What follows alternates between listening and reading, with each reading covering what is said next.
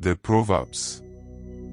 Such is to say, the universal truths obscurely expressed.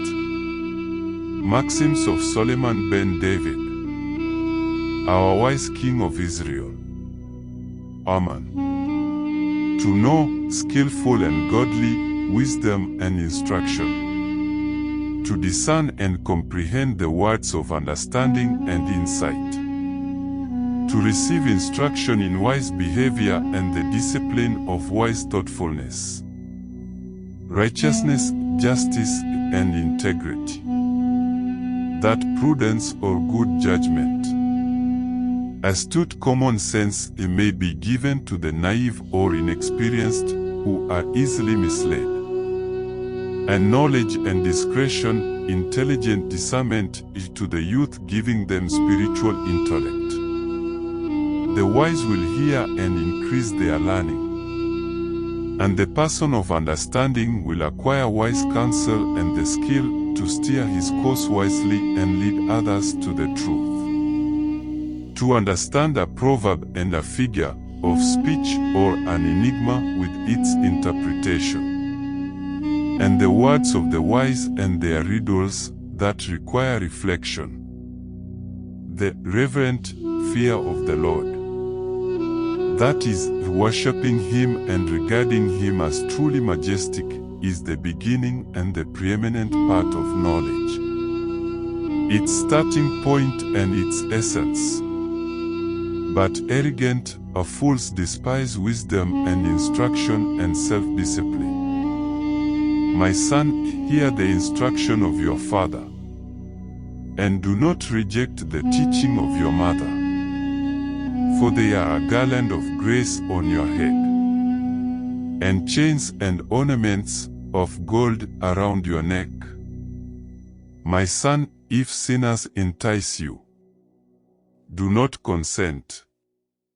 If they say, come with us, let us lie in wait to shed blood. Let us ambush the innocent without cause.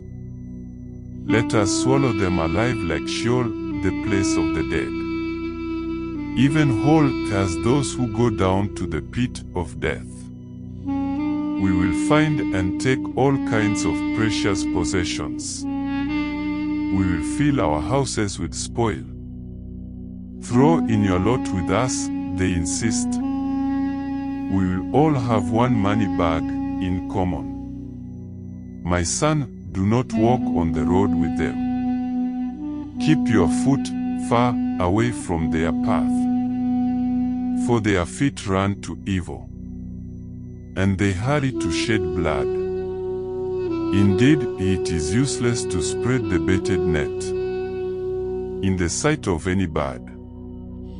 But when these people set a trap for others, they lie in wait for their own blood. They set an ambush for their own lives and rush to their destruction. So are the ways of everyone who is greedy for gain. Greed takes away the lives of its possessors. Wisdom Hokmah her ruach shouts in the street. She raises her voice in the markets. She calls out at the head of the noisy streets where large crowds gather.